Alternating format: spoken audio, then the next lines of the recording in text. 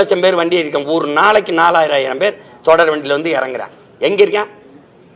எல்லாருக்கும் வாக்குரிமை கொடுத்தா அவன் ஒரே மொழி இந்திங்கிற அடிப்படையில ஒருங்கிணைஞ்சிருவான். நாங்க தமிழ்ங்கிற அடிப்படையில ஒருங்கு இணையல. நாங்க பெருத்த இனக்கூட்டத்துல பெருத்த எண்ணிக்கையில் இருக்கிறது வன்னியன் தான்.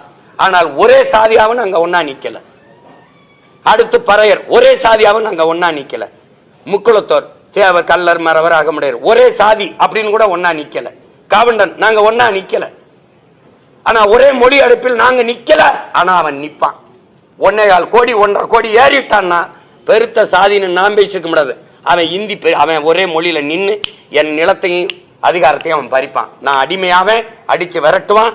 நிலமற்ற அனாதையா நாடற்று ஓடுவேன். இது இந்த பாருங்க, இந்த தலைவனின் மகனை சத்தியம் பண்ணி சொல்றேன், நடக்கும். நீ எழுதி வை. அன்னைக்கு நான் இருந்தா போராடி தடுப்பேன், இல்லைன்னா நீங்க தேடுவீங்க. நடக்கும். இதுதான் வரலாறு முழுக்க.